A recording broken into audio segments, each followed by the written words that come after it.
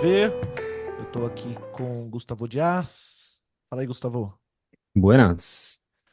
E hoje a gente recebe o Gabriel Tupinambá. Gabriel Tupinambá, para apresentar rapidinho, é filósofo, psicanalista, com formação internacional, que inclui um bacharelado em Belas Artes pela Central St. Martins, em Londres, doutorado em filosofia pela European Graduate School. E atualmente ele coordena a área de estratégia social do Instituto Alameda e integra coletivos de pensamento político importantes. E na pesquisa dele, ele foca na intersecção entre organização política, psicanálise, militância. Ele é autor do livro Arquitetura de Arestas. Se vocês procurarem no nosso podcast, a gente já entrevistou ele no contexto do lançamento desse livro, que foi uma entrevista bastante interessante e que está no nosso top 10 de episódios mais ouvidos do nosso podcast. E agora ele está lançando um novo livro que está fazendo muito barulho, chamado Desejo de Psicanálise. Fala, Gabriel, prazer estar com você aqui. E aí, cara? Gente, poxa, muito obrigado por me receberem. Tô feliz de estar de volta. Foi muito massa da outra vez. Fiquei animado de retornar. Legal. Gabriel, antes da gente. Eu quero entrar em alguns pontos do livro em si mesmo, mas. Isso é um podcast sobre arte e psicanálise, mas mais particularmente sobre arte. O nosso público é uma parte formado de artistas, e é muito legal conversar com você, porque você tem uma circulação e um conhecimento no campo das artes, até na tua formação. Então, você acha que faz sentido articular, de modo geral, antes da gente entrar em casos mais específicos, você acha que faz sentido articular as ideias que você traz nesse livro com as questões que aparecem para você no campo das artes? É, acho que faz sentido, assim. Eu é, pergunto, desculpa interromper, Diga, diga, você diga, estava diga. começando. Eu pergunto como dúvida mesmo, sabe? Porque eu acho que um ponto importante do teu livro é sobre como que a psicanálise está o tempo todo falando de coisas que não são do seu campo. E falando com muita Sim, autoridade às vezes, né? Então, assim, sim. parece que se você chamar um curador, um galerista para falar de uma obra de arte, vai ter um peso, e se você chamar um psicanalista importante para falar daquela obra, vai ter o mesmo peso, no mínimo, assim. O que é Sim. muito esquisito, porque se você chamasse um engenheiro para falar de arte, talvez a gente não desse nenhuma atenção, né? Então, daí minha pergunta. No entanto, me pareceu, ouvindo você falar do seu livro, que tem algumas coisas sobre a formação do psicanalista e sobre o campo da psicanálise, e sobre o campo das artes, que me pareceu que tem uma articulação que pode ser interessante. Cara, pois é, eu demorei para responder porque eu estava pensando nisso, que eu acho que tem dois ou três níveis, assim, da coisa. No primeiro nível, assim, eu fiquei feliz. Eu estava com um pouco de receio disso, mas eu fiquei feliz de ter uma resposta assim. É porque uma das teses do livro, exatamente que nem você falou, é essa: tem alguma coisa na psicanálise que fez dela virar uma espécie de, sei lá, hóspede chato que você não pode fechar a porta, ele pode entrar em qualquer outro lugar com uma certa ingerência, chega na sua casa, deita no seu sofá com o pé sujo, sabe? Tipo, pode se sentir em casa em qualquer lugar, né? E que me parecia estranho da onde vem, qual é a justificativa para essa espécie de ingerência generalizada, assim, né? Tipo, o psicanalista, quase por definição, teria algo a dizer sobre a arte, teria, por definição, algo a dizer sobre a política, até mesmo sobre a ciência e tal. E eu fiquei satisfeito de ver que, assim, a espécie de crítica do livro a essa postura da psicanálise, eu tive boas respostas. O pessoal falando, nossa, realmente tem um, tem um, tem um efeito disso que não é para dizer que a psicanálise não tem nada que ela possa contribuir, não possa ter um diálogo interessante, mas isso é diferente de ter quase um monopólio, né? Esse é o primeiro ponto, assim, eu acho que é algo para a gente entender. Eu não acho que isso diz muito sobre, tipo, então a psicanálise foi apropriada, agora ela é parte de uma espécie de status quo e todo mundo usa. Não é bem isso. Mas ela tem alguma coisa nela que parece que facilita que o psicanalista se sinta no direito de interpretar, falar e tal, E sobre o que acontece em outros campos, e raramente o contrário, né? tem um outro lado também, né? Desculpa te interromper, mas o que me ocorre é duas coisas. Uma é que, se você olhar do lado do artista, das artes, você tem, por exemplo, de Dilberman, que é um dos mais importantes curadores que a gente tem na arte contemporânea, que tá, assim, você vê o discurso dele, ele tá falando de psicanálise o tempo todo. E os artistas, por um ato falho interessante, mas os artistas procuram saber de psicanálise, e talvez o modesto, muito modesto sucesso do nosso podcast venha até disso. Tipo, cara, eu como artista quero saber de psicanálise exatamente para me ajudar a elaborar os conceitos do meu trabalho, né? Eu ouvi, por exemplo, do Eduardo Lacerda, que é o editor da editora Patuá, editora super importante, independente. Eu tava tomando uma cerveja lá na Patuscada, no bar com ele, e ele falou assim: cara, literatura contemporânea ou é psicanálise ou é política. Esses dois temas. É, o que me faz pensar assim que de um lado é um, um visitante chato, mas que também é muito convidado, né?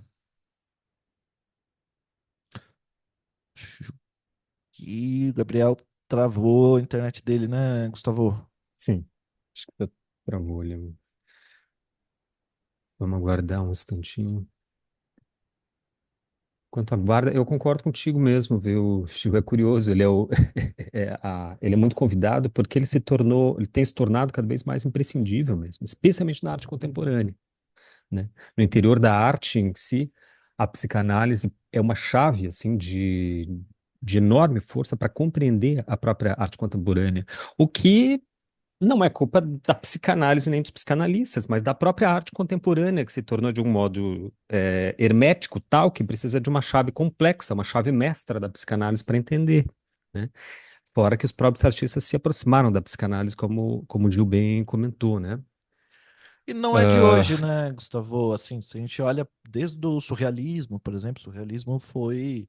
Eu definiria o surrealismo como um movimento de arte que se aproxima de um lado do marxismo, do outro lado da psicanálise. sim, Para mim, a definição de surrealismo é bem essa. E aqui no Brasil, se você pega o trabalho do Oswald de Andrade, o trabalho do Mário de Andrade, e mesmo nas artes visuais, assim, a penetração, a psicanálise chega no Brasil pela arte moderna, né? é. A diferença é, claro, dentro do surrealismo era a psicanálise freudiana, né? Que era até É, mais compreensível do que a lacaniana que muito explica a mais, arte né? contemporânea, que justamente. Mas sim, eu diria até que a arte contemporânea é, de um certo modo, uma continuação do surrealismo, uma continuação da vitória do surrealismo, enquanto movimento que, de um certo modo, suplantou todos os outros. Porque é no contexto do surrealismo que vai nascer essas correntes mais consequentes do próprio dadaísmo, da própria arte conceitual, né? E que se expande, digamos assim, se desenvolve, se desdobra no que depois vai ser chamado de arte contemporânea. A gente poderia, inclusive, fazer um link, né, da arte pós-moderna, pós-70, e mapeando todos os pensadores que dão subsídio ao pensamento pós-estruturalista, que são todos dentro de um contexto psicanalítico lacaniano, próximos a Lacan, né? Deleuze, que era um participante do seminário de Lacan, Uhum. Foucault, mesma coisa, embora tenham se afastado do núcleo do pensamento lacaniano, todos eles assistiam, né, os seminários de Jacques Lacan e etc.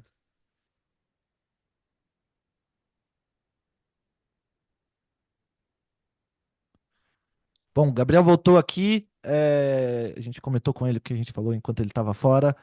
E aí, Gabriel, o que você pensa disso? E aí, o que você acha? Não, cara, é engraçado. Assim, eu acho isso super importante. Eu tenho acho que assim, o primeiro ponto em cima disso é que eu acho que, por exemplo, você olha, sei lá, modernismo brasileiro, a relação que a psicanálise teve com, né, alguns dos principais pensadores da arte que a gente tem no Brasil, eu acho que é diferente quando as pessoas estão interessadas assim no frescor do que está acontecendo e aquilo tá, digamos assim, uma coisa alimentando a outra, né? A gente precisa de novos nomes para as coisas, para poder pensar o que as pessoas estão fazendo, as novas obras, novas formas e estilos, e a gente vai procurar novos nomes onde eles estão surgindo e vai trazendo, vai fazendo. Tem um frescor nisso, assim. Eu acho isso diferente de uma outra coisa, e aí eu acho que não deixa de ser de mão dupla, acho que você falou uma coisa importante, até chega um comentário mais polêmico que eu tenho. Eu acho assim, que não deixa de mão dupla, mas é uma coisa diferente quando, na falta de um frescor, você traz o outro campo, né? E a psicanálise, ela tem essa promessa, ela se vende como uma coisa que é sempre nova, né? Ela nunca exaure quão nova ela é para os outros. Ninguém nunca já entendeu, né? Então é um campo que se presta muito no momento de saturação, no momento de dificuldade de lá se haver com os limites do que está acontecendo, por exemplo, no sistema das artes, vira uma parceria que não é só a psicanálise se intrometendo, de fato, mas também vai se buscar isso com muita frequência. Agora, você falou uma coisa antes que eu acho que é muito importante, que é, para mim, a diferença fundamental, e é onde começa a ter opiniões polêmicas, assim, porque na questão mais do mundo da arte, assim. Pô, para mim a frase, não, eu procuro a psicanálise para poder pensar a minha produção artística, eu acho que é muito diferente de buscar a psicanálise para pensar o consumo de arte. Uhum. E para mim isso diferencia muito, porque eu acho que a psicanálise, ela, nesse uso cultural, ela tem muita afinidade com o curador, com a pessoa que tem que justificar escolhas, seleções de obras, seleções de artistas, temáticas, chaves de interpretação, né? Isso é exatamente o que o artista faz, né? Então, assim, eu acho que tem uma parceria silenciosa também entre a sobrevalorização do curador, como uma espécie de porteiro do consumo, né? Dá um certo do consumo da reprodução do mundo da arte, né? Faz uma mediação entre a galeria, o artista, não sei o quê. Porteiro não, eu diria Faz mordomo, boa, boa. porque O Eu porteiro pensei realmente, que quem é dono da chave é outra pessoa, né? é um Porteiro não no gatekeeper. sentido de proprietário, né? Porteiro no sentido de quem fica na porta. Eu acho que não é a mesma coisa, né? Quem define a lista de quem entra e sai necessariamente é o porteiro, né? Mas assim, eu acho que tem uma afinidade entre esse uso mais estéril da psicanálise e essa parte do sistema da arte. Eu não acho que o uso totalmente translocado da psicanálise que alguns artistas fazem, eu acho que preserva muito mais o frescor da coisa. A pessoa não quer saber quem arrancou a perna do Saci, não quer saber se Freud disse ou não disse. Ela gosta daquelas palavras, ela vai fazer o que ela precisa fazer com aquilo. Ela submete a psicanálise ao procedimento artístico dela, né? Não tem nota de rodapé, não tem nada. Inconsciente, pronto, inconsciente. Aí vai, né? Tu pega aqueles caras, sei lá, os surrealistas, essa galera. Imagina se faria algum sentido você virar e falar, não, mas não é bem assim que Freud quis dizer. Tipo, ninguém liga. Tipo, tô fazendo a minha coisa aqui, né? Enfim, que eu me sinta mais autorizado para fazer o que eu já ia fazer com esses outros nomes, é muito diferente desses nomes servirem de autorização para alguma coisa, num sentido mais, tipo, vou usar isso aqui para poder explicar uma coisa que a gente está fazendo, o lugar para onde a arte está indo, por que que uma coisa que ninguém está entendendo o que que é, na verdade é muito incrível, e por aí vai, né? Então, assim, eu acho que o pior dos casos, o pior aspecto da parceria da psicanálise e da arte é quando o pior da psicanálise e o pior da arte se encontram. E já dou um pouco essa dica, que eu acho que, assim, o grau de organização do setor da arte em torno dessas figuras meio extrínsecas, né, que não é nem mais o crítico, que normalmente o crítico ainda tinha a ver com o movimento, né, o crítico tinha lado, né, o crítico era a pessoa que falava, vai, por aqui não é por ali, né, para esse pequeno conglomerado de figuras que vai do galerista, o colecionador, o edital e o curador, né, uma espécie de quadrilátero organizativo, institucional, né, da arte, né? É, eu acho que essa estrutura e esse lugar que a psicanálise vai ganhando na cultura, de uma espécie de grande teoria hermenêutica, que em qualquer situação ela é bem-vinda para trazer um não sei quê, nada se esclarece exatamente depois de você ter uma conversa com um psicanalista sobre arte, mas alguma coisa é aliviada, talvez, né? É, eu acho que essa dinâmica é muito diferente de outras dinâmicas que também existem entre artistas e a psicanálise, entre críticos de arte e a psicanálise, filósofos da arte e a psicanálise, que acho que são outras dinâmicas, né? Então, assim, e até acho que são mais tensas, em geral. Acho que são dinâmicas onde você vê mais os dois lados falando, não, peraí, a partir daqui é com você, isso não é o que eu estou fazendo, e vice-versa. Quando chega nesse nível dessa pirâmide, eu acho que o trânsito fica mais fluido, fica mais, tipo, orgânico, como se fosse tudo o mesmo saco de gato, né? E por isso também não é nenhuma coisa nem outra, né? Já é tudo a serviço de uma terceira coisa secreta, tipo dinheiro. Enfim. Então, assim, eu acho que se for abrir essa caixa preta nesse assunto, eu acho que ele vai muito longe, assim, né? Aham. Acho que tem exatamente o que você falou, tem essa via de mão dupla, mas eu acho que ela se dá em níveis diferentes, assim, de formas um pouco diferentes. E para mim a mais assim preocupante, ó, que mereceria mais assim uma revisão e que eu acho que vale para a política também, né? Do modo como a política faz esse trânsito com a arte, assim, é o que acontece nesse modo de uma certa forma institucional da coisa, que é muito seletiva, extremamente ligada à especulação, dimensão financeira, ao dinheiro, o modo como esses outros discursos, outras práticas são convidadas a fazer isso girar, sabe? Uhum. Esse aí, para mim, é o pior dos níveis, assim, não sei. A gente vai falar um pouco mais de dinheiro, um pouco mais para frente. Eu estou tentando vencer aqui, Gabriel, quatro temas principais traídos do seu livro. Começando com uma curiosidade mais conceitual, depois mais a dimensão institucional, de formação, e daí algo sobre a noção de experimentação, metodologia, e no final, política. Então, vamos ver se a gente consegue dar conta desses quatro temas, mais ou menos. E começando por essa curiosidade conceitual, a primeira pergunta que eu teria tem a ver com o que você chama de desejo de psicanálise. Ahn, Você desenvolve esse conceito de desejo de psicanálise contrapondo ao que a gente chama tradicionalmente de desejo do analista, né? E parece que é uma diferença importante. Eu quero citar um trechinho do teu livro. Você diz assim: o desejo de, explica- desejo de psicanálise refere-se então a não aquilo que os analisandos e analistas têm em comum, nem é um ideal que os analistas devam se esforçar para aplicar na sua prática, mas aquilo que na psicanálise permanece outro ao estado atual de seu próprio pensamento. Não sei se é muito absurdo esfregar esse conceito com outro conceito do campo das artes, que é o Kunstwollen, do Hegel, que é como que não sei se dá para a gente traduzir como desejo de arte, ou vontade de arte, né?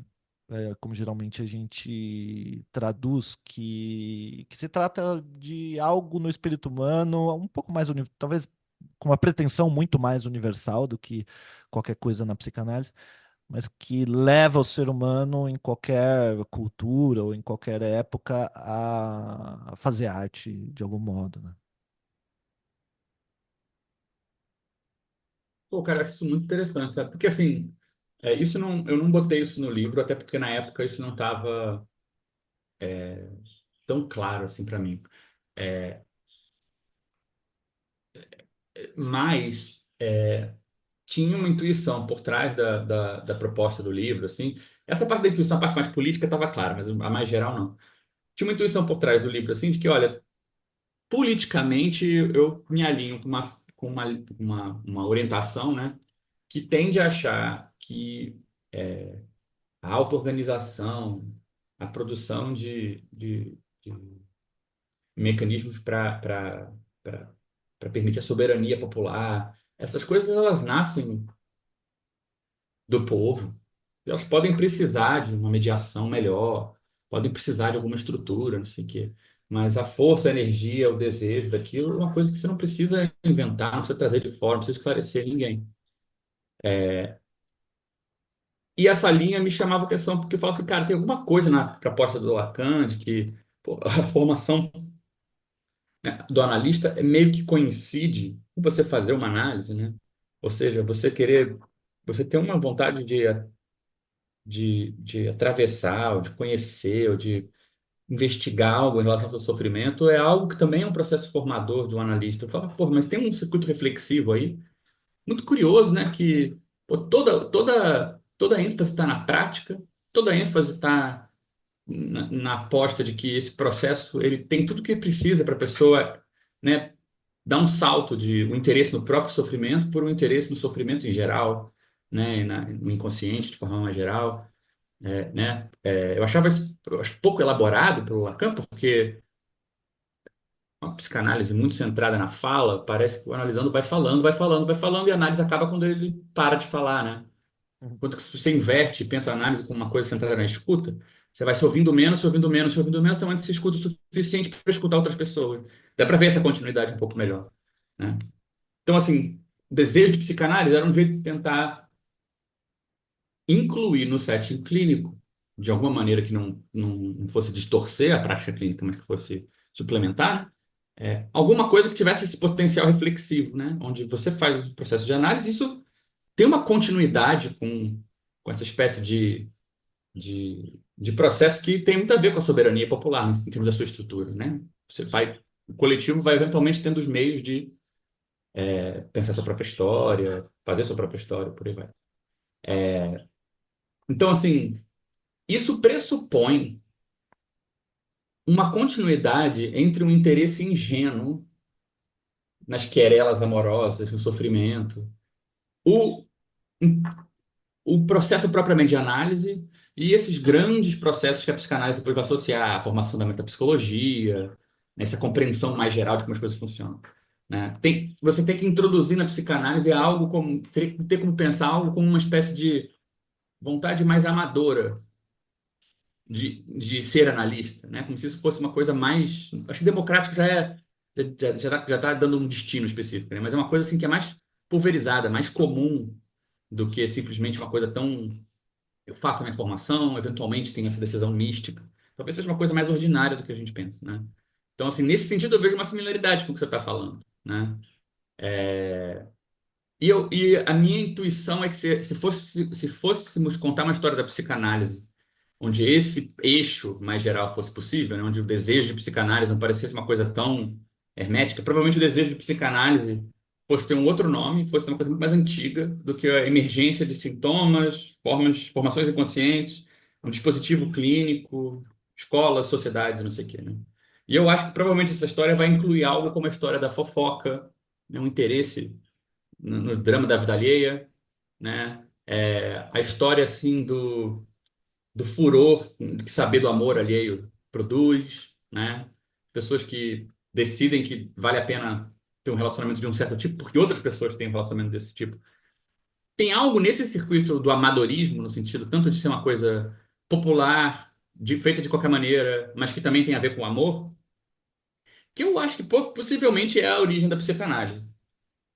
E possivelmente o destino. Depois que ela acabar, ela vai ter virado uma etapa dentro da história desse negócio, né? E eu acho que isso tem um paralelo com a arte também, assim, porque, por exemplo, né, as discussões sempre esquisitas entre o limite entre artesanato e arte, né, o problema da arte que não sabe codificar em relação a, né, a arte contemporânea com seus códigos, não sei o quê, que as pessoas fazem espontaneamente, as pessoas não precisam saber quem é Picasso para querer fazer um desenho, né?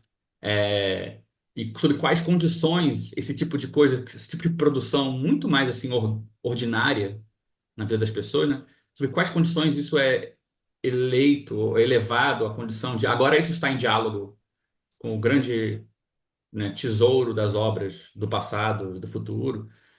Eu acho que tem uma similaridade qualquer, tem no mínimo uma analogia qualquer entre essas duas coisas, sabe? Acho que muitas vezes essa similaridade é posta em termos ruins, porque ela fica parecendo que é uma discussão sobre o entretenimento e a arte, o pop e o erudito, o artesanato e a arte, como se fosse, né, ou a questão do contexto, a questão do poder. E eu não acho que é só isso. Do mesmo jeito que eu acho que na psicanálise não é só isso. A psicanálise não é só a fofoca, né?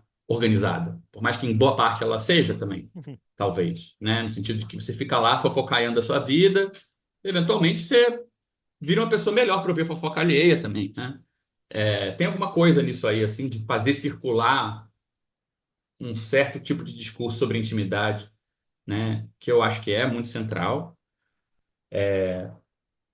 Mas para mim, nesse paralelo, é um paralelo interessante, sabe, entre o desejo e psicanálise. Nesse sentido, isso você estava falando, que eu não conheço como é que o termo é trabalhado, mas foi a primeira coisa que me veio à cabeça. E eu acho que tem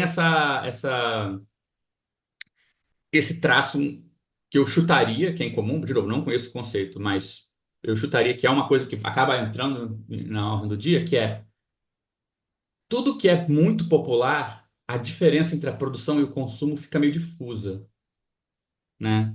Tipo, você produz para uma pessoa muito próxima você consumir, às vezes.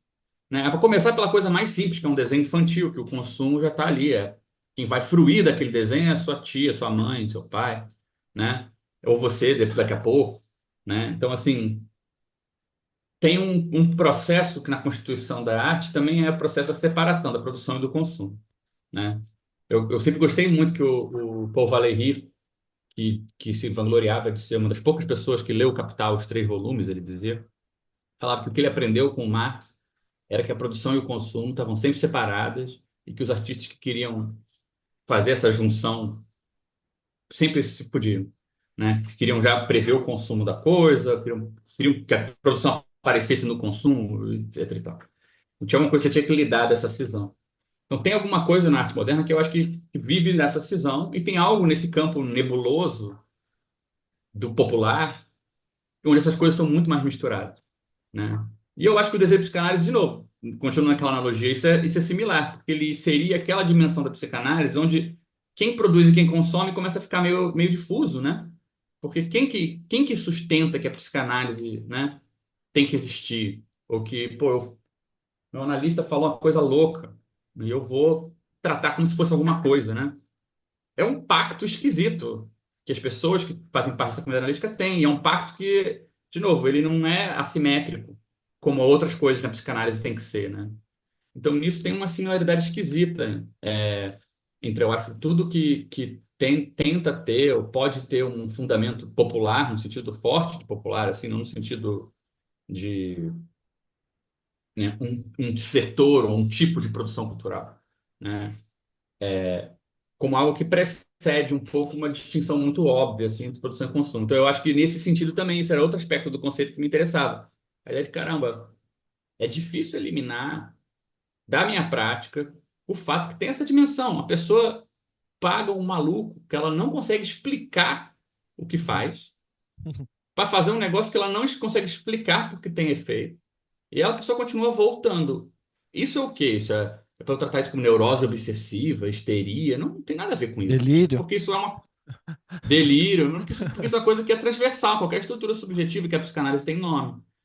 Mas é uma coisa que parece de uma ordem de uma espécie de um pacto, né? Que funda o setting clínico. E esse pacto me parece uma coisa que tem essa mesma coisa difusa, nebulosa, de uma espécie de, de indiscernibilidade entre quem produz e quem consome a psicanálise. Deixa eu fazer No... À vontade. Uhum. uma, um adendo aí. Eu não sei se eu entendi bem, mas daí eu vou usar um exemplo para tentar explicar o que eu entendi. O Gabriel vai me corrigir se eu estou certo ou estou errado. Quando eu fui para Minas, Belo Horizonte, fui dar um curso com meu querido amigo Fernando Poletti, ele fez questão, Gabriel, de me levar num lugar para comer o verdadeiro pão de queijo mineiro. Então ele me levou lá na puta que pariu, numa padaria, porque lá tinha o verdadeiro pão de queijo mineiro. Aí fomos lá comer, realmente era maravilhoso o pão de queijo, só que daí teve um problema. Ele provou o pão de queijo e disse assim: tá bom, mas esse aqui não é ainda aquele pão de queijo mineiro. Aí me levou em outra padaria. E assim a gente ficou a semana inteira indo de padaria em padaria em Belo Horizonte, porque não era aquele pão de queijo, sabe? É, o que você falou aí essa relação aí da psicanálise em relação ela num contexto social entre consumidores e produtores, estou entendendo que os produtores aí são os próprios psicanalistas, né? É, é algo dessa ordem aí de que você sempre tem algo quando se torna muito popular, muito difuso, parece que aquilo não tem mais funcionalidade, eficácia. Parece que a eficácia está precisamente como o verdadeiro pão de queijo mineiro em algo que é inacessível e é só nesse âmbito da inacessibilidade é que efetivamente funciona. É assim que está sendo a psicanálise está sendo sustentada a partir de uma ordem do inapreensível, do inefável e aí é que ela tira seu poder, sua eficácia. Ou não tem nada a ver isso que eu estou falando, eu simplesmente não entendi a questão. Pode ser sincero. Não, primeiro que eu fiquei curioso que lugar é esse em Minas, porque eu vou para BH e semana que vem. Então já Eu te passo a fiquei. lista das padarias que ele. Começa por aí. Segundo que eu não sei, assim, porque eu não acho que é uma questão. Do mesmo jeito, por exemplo, eu tenho uma dificuldade enorme, voltando para o exemplo da arte, eu tenho uma dificuldade enorme com a tentativa de fingir que não existe a diferença entre produção de arte e consumo de arte. Por exemplo, quando eu vejo a Luísa trabalhando, eu vejo que o que importa para ela, na medida que eu consigo perceber, no material, no argila, que ela trabalha muito com escultura agora, né? É, como ela trata o Luísa, sua material. esposa, né? Isso, é. Inclusive fez a capa do livro. Ela tinha feito a capa da Arquitetura de Lindíssimo. Arestas, fez a capa desse também. Que o que importa para ela no que ela está fazendo é uma coisa que ela mesma não tem total certeza, ela está tateando o que ela está fazendo.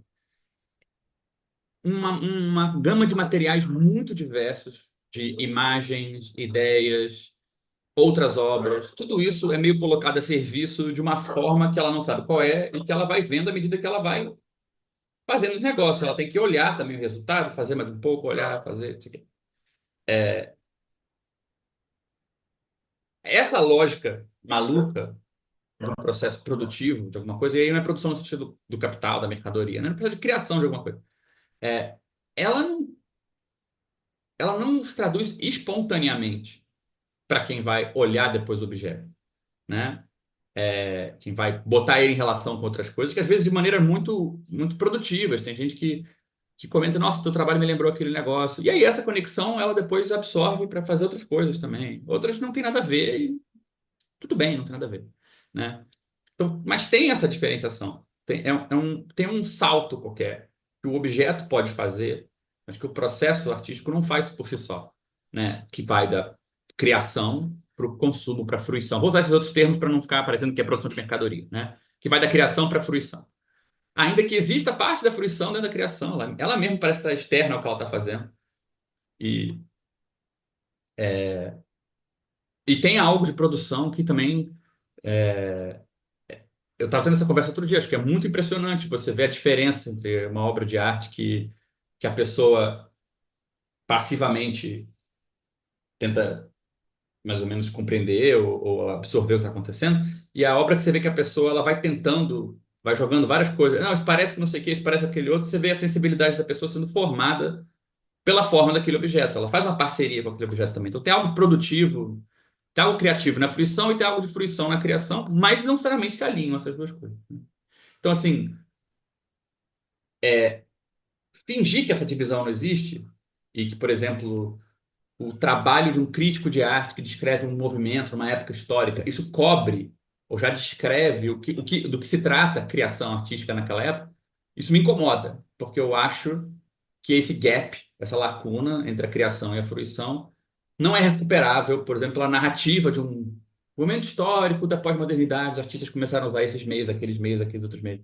Cara, toda a inventividade dos artistas vai sumir desse discurso. Não vai ver, não sabe o que as pessoas estavam pensando, fazendo. O pensamento artístico vai sumir dessa espécie de maneira de dar conta da coisa.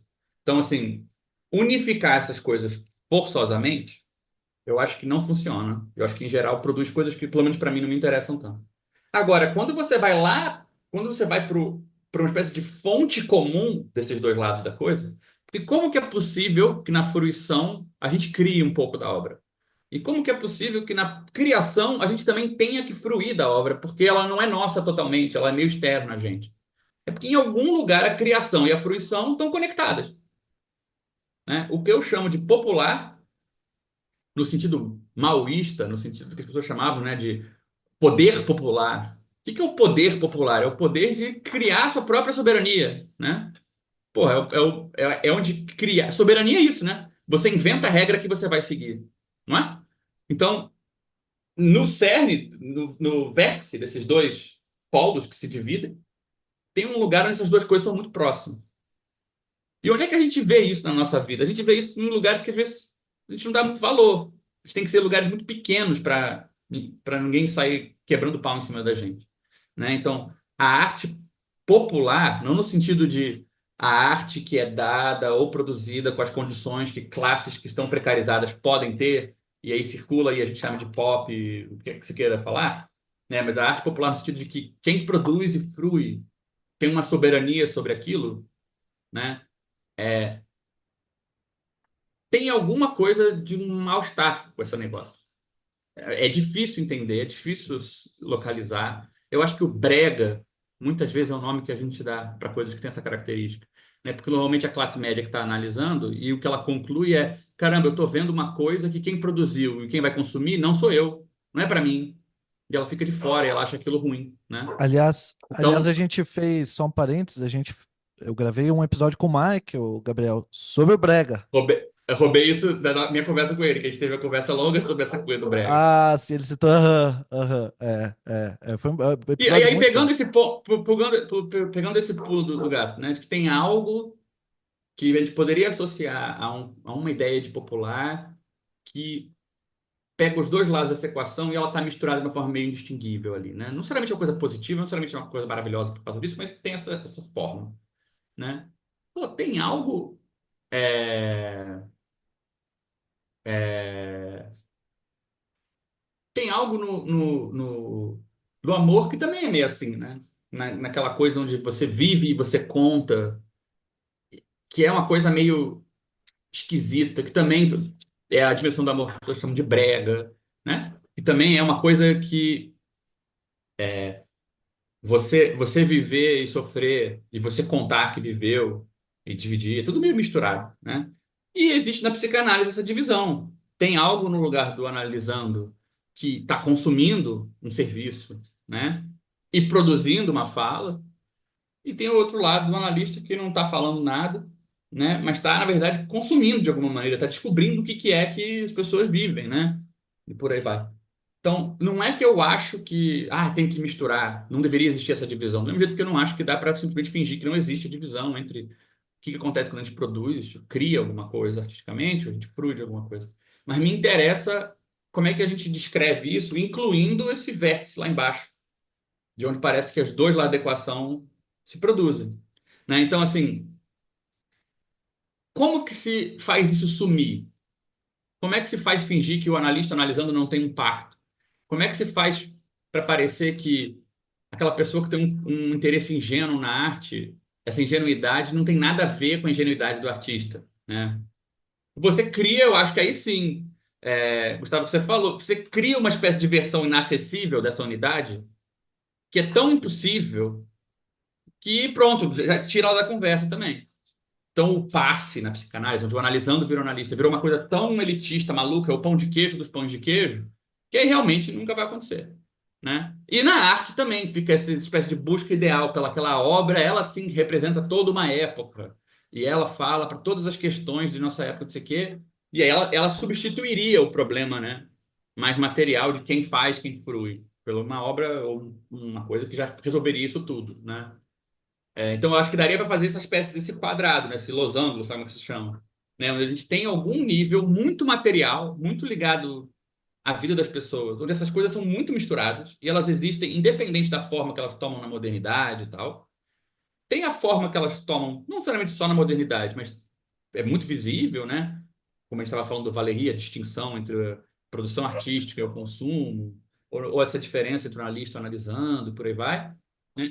E você tem uma tentativa que eu acho bem por cima, de resolver essa triangulação mal ajambrada, esse aspecto, não por uma via material, mas por uma via ideal.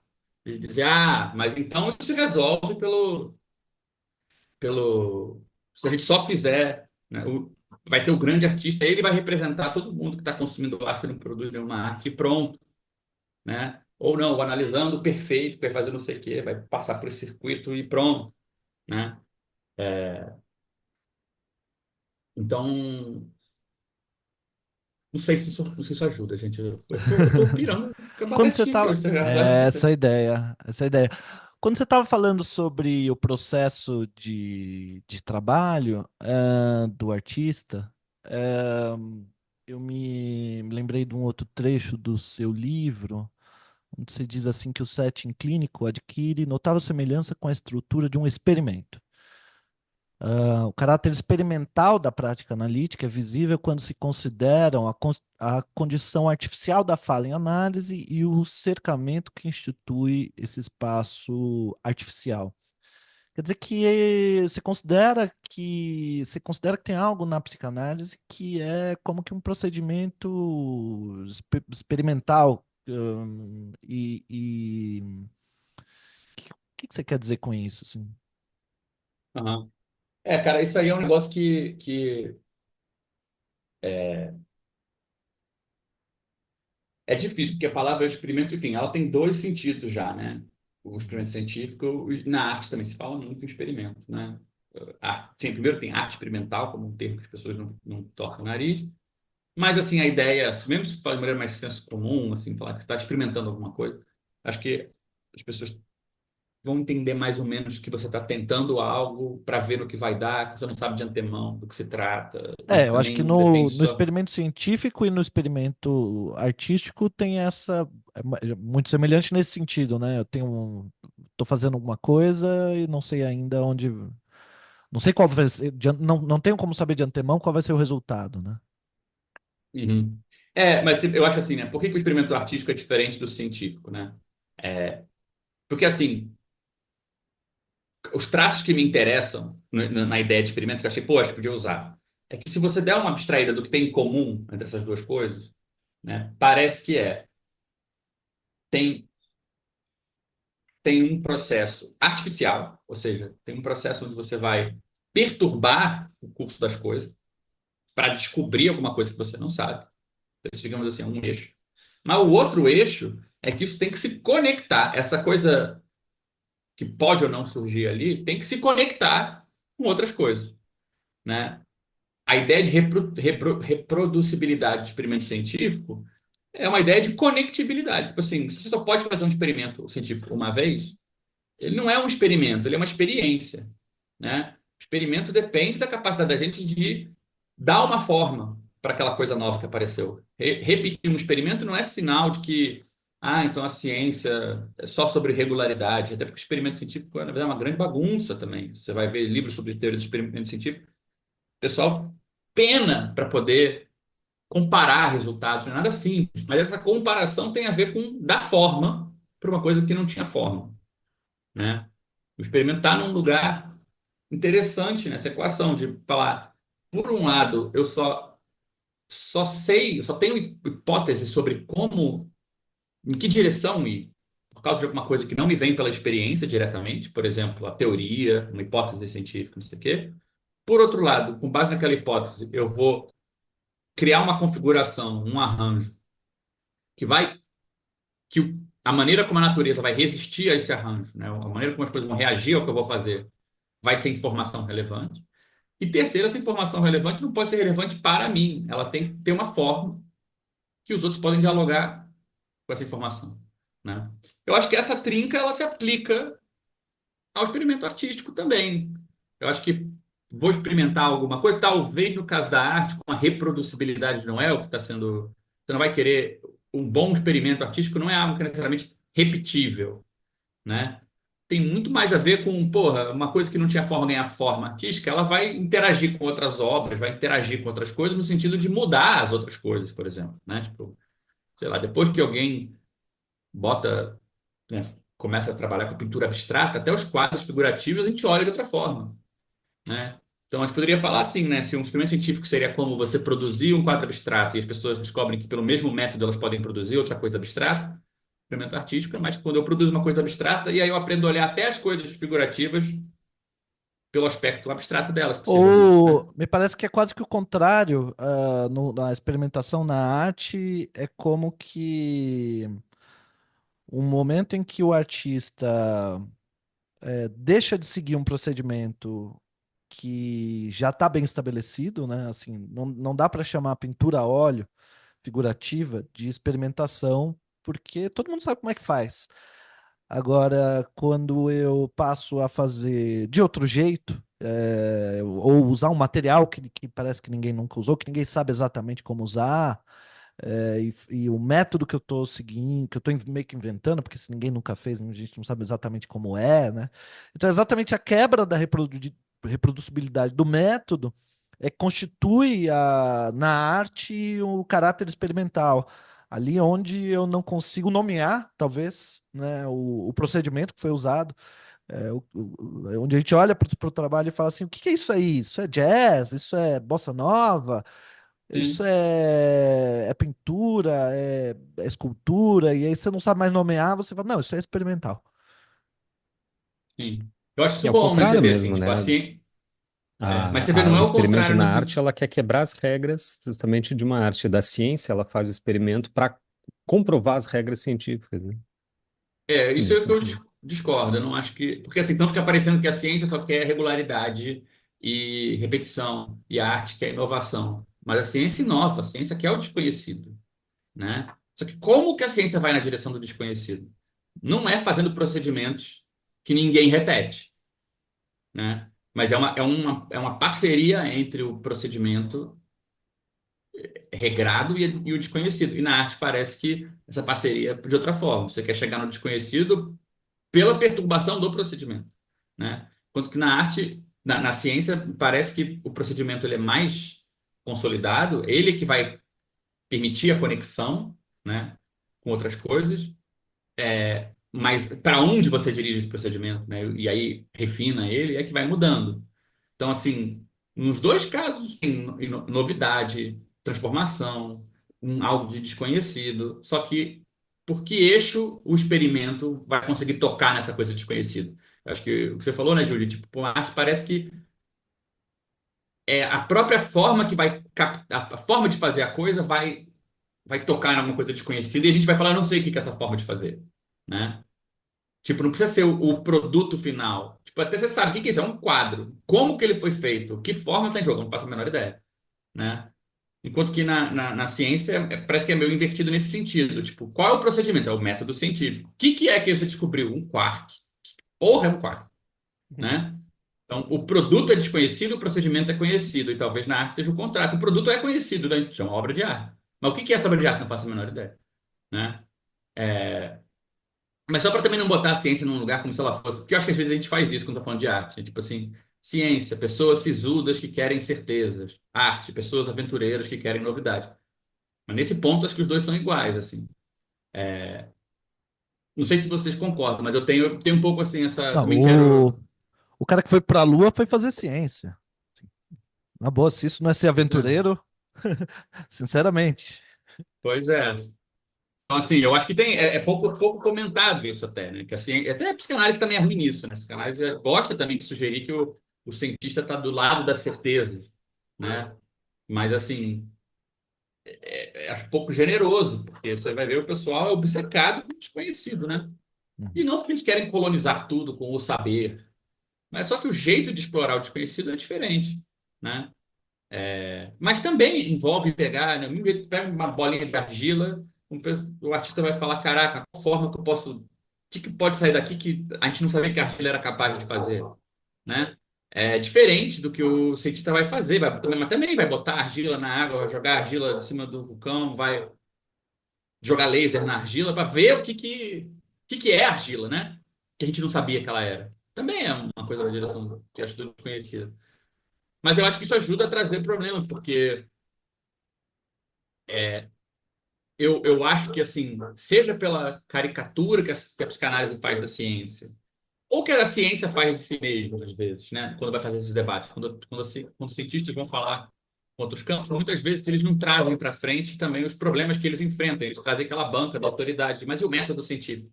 Eles mesmos não aplicam o método científico, porque é uma bagunça, mas para fora eles falam como se tivesse tudo resolvido.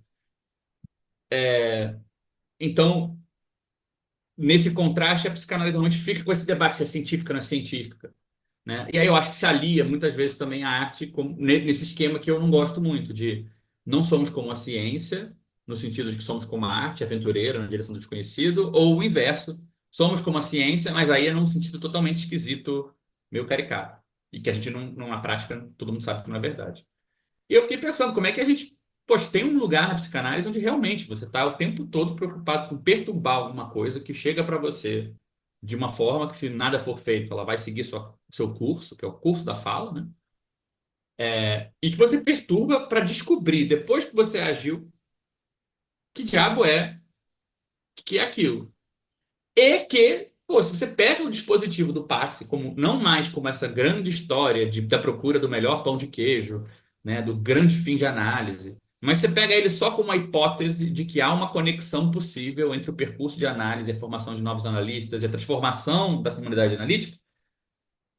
Bem, da onde vai vir qualquer transformação? Da onde vai vir uma perturbação que poderia pôr para jogo alguma coisa que a gente fala, ok, não sei o que é isso é desconhecido. É só na clínica, né?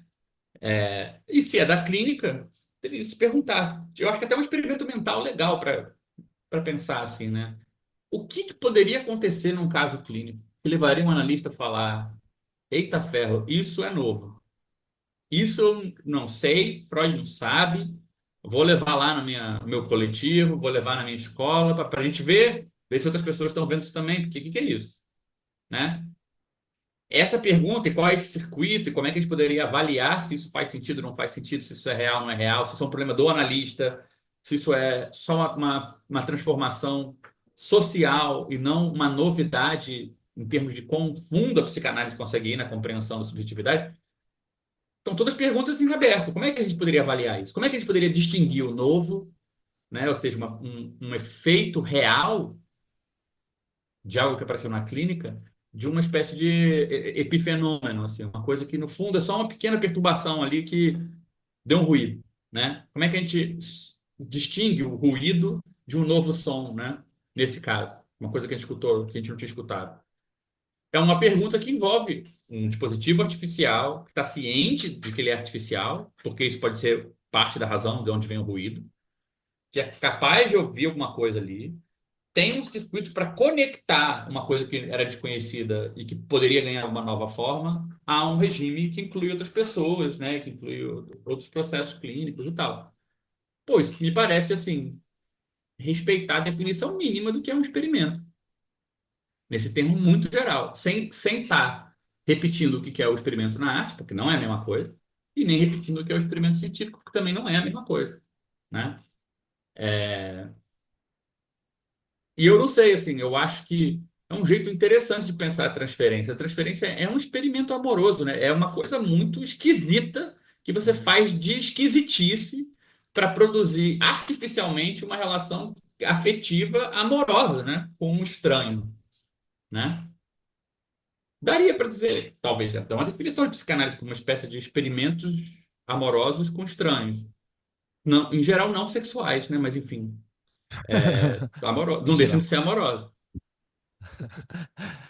Porque a gente escuta cada história por aí que, enfim. Deus me livre. Como é que é? Deus me livre, mas quem me dera. O, o Gabriel, quando você fala, mudando de pato para ganso, um pouquinho, você fala de uma ideia na qual eu fiquei muito curioso e que eu acho bem interessante, que você chamou de ideologia lacaniana, que fala como algo sobre um tipo de automatismo teórico. Eu vou citar aqui, chamamos o mecanismo que reproduz esses limites da psicanálise, né, de ideologia lacaniana, e os abordamos como faríamos em qualquer outra posição ideológica, buscando entender que propriedade regional de uma situação singular está sendo generalizada para além do seu domínio propriamente dito. Acho que a gente já falou um pouco disso, mas eu tenho uma curiosidade, Gabriel, porque me parece, eu posso estar errado, que eu os limites do quanto eu conheço de filosofia enfim, tem uma limitação, mas o tempo todo quando você está falando disso, eu estou me lembrando da noção ou do conceito de metanarrativa do Lyotard. Porque me parece que é algo parecido nesse sentido. Eu sei que você está trazendo a ideia de ideologia do Althusser, se não me engano, né? E porque me parece que o Lyotard está meio que falando isso, de um discurso que tenta dar conta de uma totalidade, que meio que se fecha em si mesmo e que explica tudo. E me pareceu tão parecido, e você obviamente conhece muito melhor do que eu esse conceito e decidiu não usar, né? Por algum motivo. Eu assim, não. Eu prefiro o do Althusser, porque eu acho que assim, tem uma diferença muito grande entre os teóricos do que vamos chamar muito vagamente de ideologia, que tem um compromisso com a política prévio, ou seja, eles já sabem que a política é possível. E aí eles descrevem ideologia. Daqueles que primeiro descrevem a situação do mundo ideológica para ir ver se há política, né? Eu acho que a boa parte dos franceses são da segunda categoria. E eu acho que eles, por exemplo, estão tão horrorizados pelo stalinismo, pelo não sei o quê, pelo nazismo, que eles fazem assim, exageram o que é a ideologia. O fascismo está em todas as coisas, todo discurso que quer falar da totalidade é totalitário. E não é verdade, o marxismo fala da totalidade, ele não é totalitário.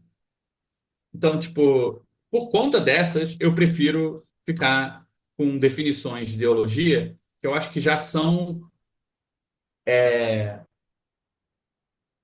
mais assim comprometidas com dizer a gente faz a análise ideológica para poder, né? Você não critica a ideologia indo do grande para o pequeno, do metanarrativo, da grande narrativa para as pequenas coisas.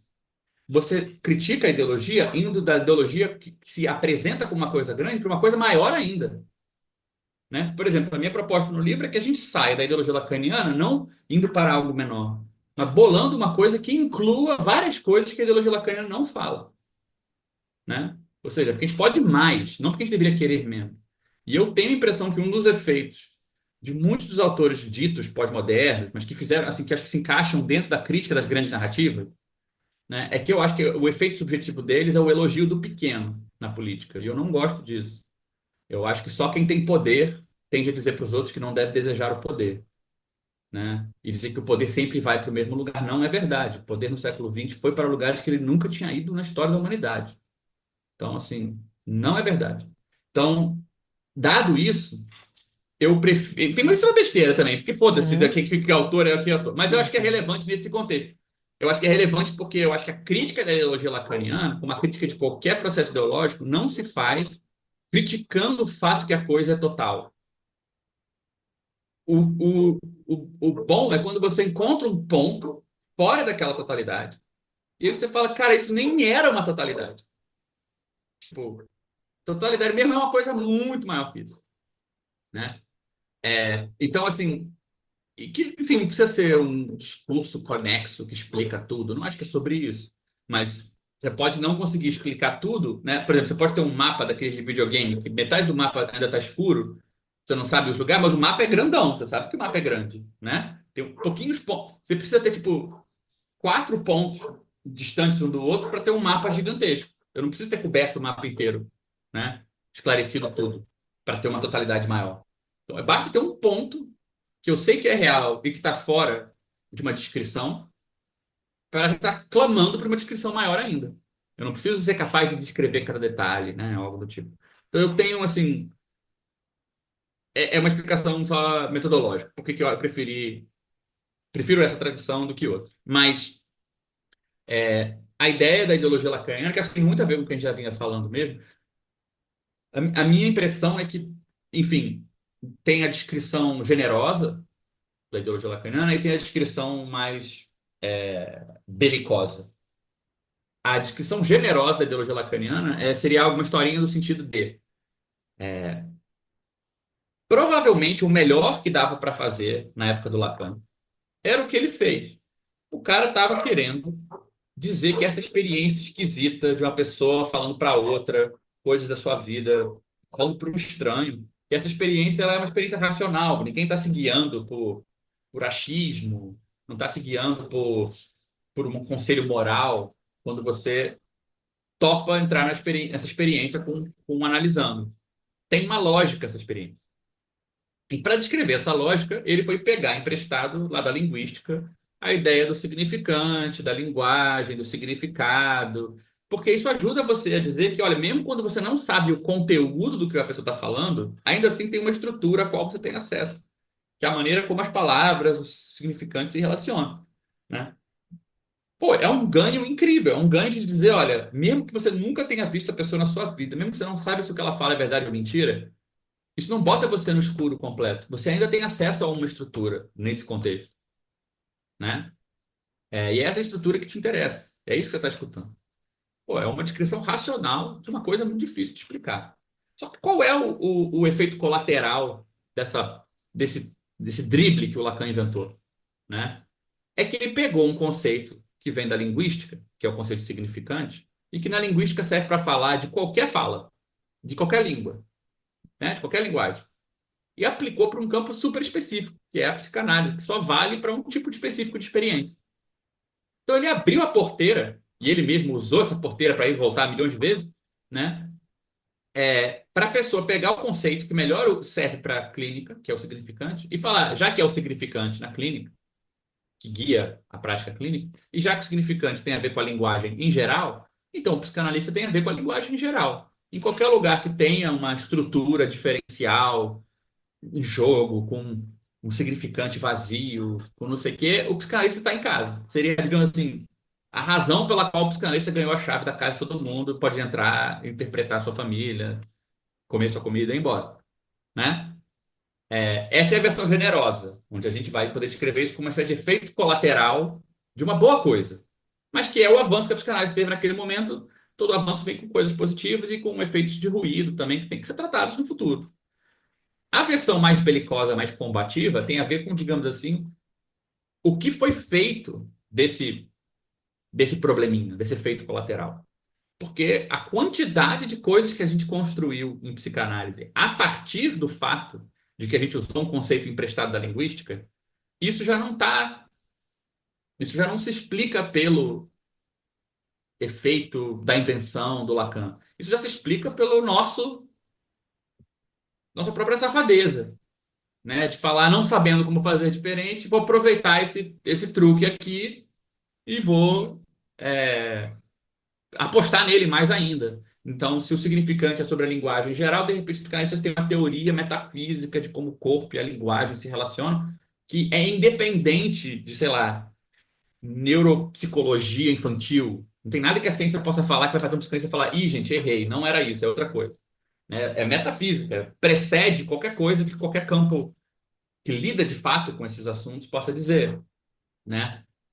E por aí vai. Então, assim, uma versão é essa versão que eu acho que é talvez a original, que é, pô, a ideologia nasce do fato de que a gente dá um avanço e esse avanço vira uma espécie de vem com lados positivos e vem com alguma coisa negativa que permite essa generalização exagerada, né? A produção desse, como se chamou, essa metanarrativa, essa coisa que vai cobrir o campo todo, né? E tem a versão que eu acho que é mais assim a atual, que é, bem, uma vez estabelecida essa possibilidade, o que a gente vem fazendo com esse canal que se abriu entre o que a gente faz na clínica, os conceitos que se aplicam na clínica, e todo e qualquer outro campo que acontece dentro da linguagem, e bem, sendo seres humanos, isso aí já dá um acesso do caramba a quase tudo, né? Agora, isso no fundo é construído em cima da teoria psicanalítica. A teoria da psicanalítica é a teoria da relação mais fundamental do homem com a linguagem. Então, qualquer uso particular da linguagem vai ser um subcaso da psicanálise, né? Esse grau de ingerência e os jogos de poder epistemológicos que acontecem em cima disso, eu acho que isso já é uma segunda ordem, não se explica por aquela minha historinha generosa. E aí vão passar pelos jogos de poder nas instituições, os processos seletivos de quem pode virar e não pode virar nisso. Tudo isso eu acho que se coloca também nessa segunda categoria, porque isso autoriza a gente a não querer saber sobre milhões de coisas, né? Supostamente a gente já sabe tudo. E isso me lembra uma. Tem um vídeo do Christian Dunker, onde ele fala, ele responde exatamente a crítica de que o psicanalista fala sobre tudo. E ali a resposta dele é que eu estou citando de memória, é que um intelectual é a pessoa que fala fora de lugar. É, eu estou pensando aqui, a partir dessa sua ideia de ideologia lacaniana, como que talvez caiba a gente separar o que é um intelectual, que por acaso é psicanalista, poderia ser, sei lá, jogador de futebol, né? E, e aí, na hora de dar uma opinião sobre Foucault, ele ia lá e vai falar: não, porque Foucault é um cara que, tipo, joga na esquerda, então ele vai e volta no campo, sei lá. Cabe, assim, né? Metáforas com outro campo do saber que você também domina quando você é um intelectual. E um psicanalista que tá meio que fazendo psicanálise selvagem, tratando de um outro campo que não é o dele, né? Ah, e falando do campo da arte, propriamente dito, como é que a gente diferencia quando a gente está. Porque eu me lembro que quando a gente entrevistou, eu e o Gustavo entrevistamos o Christian Dunker mesmo, uma parte do programa a gente parou para mostrar nossos trabalhos, né, o Gustavo, e perguntar para ele, e aí, o que que você acha disso? E ele fez uma leitura, assim, dos nossos trabalhos. Então, ele apresentou nossos trabalhos na Bienal Bienal, Sur. Bienal Sur, né, lá na Argentina e tal, exatamente para ilustrar uma coisa que ele estava conceitual sobre a qual ele estava falando. E isso é uma coisa que eu, como historiador da arte, é assim, é uma. E eu acho que ele fez isso bem. Mas, em geral, quando eu escuto psicanalistas falando de arte, eu sempre torço muito o nariz, assim, porque eles fazem uma coisa que eu aprendi na minha graduação em História da Arte, que é uma coisa que não se faz, que é usar uma imagem artística para ilustrar uma outra coisa que não tem nada a ver com aquele trabalho, né? Então, assim, você mostra o grito do Munch e mostra aquela imagem e passa para falar de angústia, sei lá. Então, a arte não se presta à ilustração, né? A pergunta talvez seja: como é que eu sei dizer quando um psicanalista está adotando um discurso ideológico, ao falar sobre a arte ou sobre política e tal? Será que, será que o psicanalista deveria falar só da clínica enquanto psicanalista, enquanto, no lugar de fala de psicanalista em si? Eu acho assim, essa definição, né, do intelectual como link fora de lugar, ela surge numa época específica, né? Esse Paulo Duca deve ter falado disso. O cara que defende isso foi o Kant, na discussão dele sobre o uso público da razão, né? Que é essa ideia de que o uso público da razão é um uso da razão que não devém da sua expertise, devém da sua relação como ser racional, como qualquer outro ser racional, né? E o intelectual é alguém que vai atestar para essa capacidade de da gente estar fora de lugar e tal.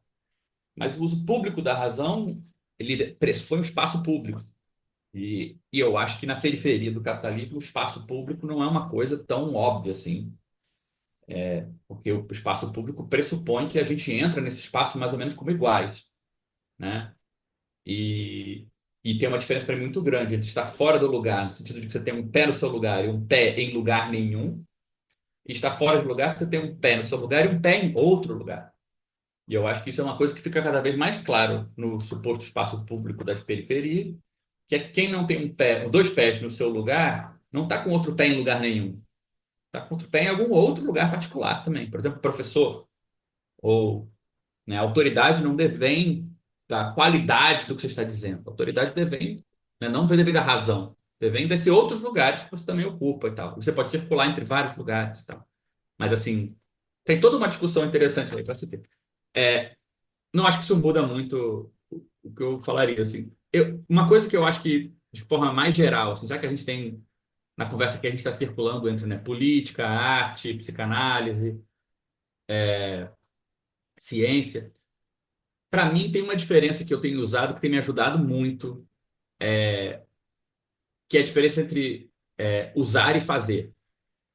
Por exemplo, voltando para falar mais da Luísa, né? Da minha esposa.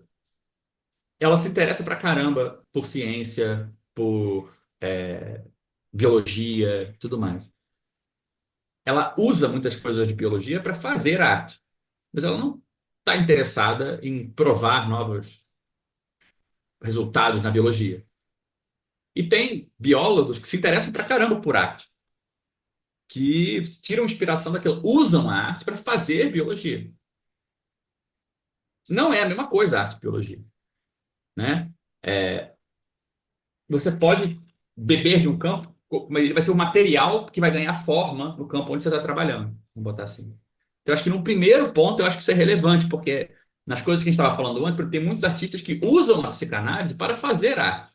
Ele não vai sair com uma teoria da psique nova do outro lado, né? Ele vai sair com novas obras de arte. E aquele material vai ser, né, submetido às formas artísticas que a pessoa está, os estilos, os debates, os experimentos que a pessoa está fazendo.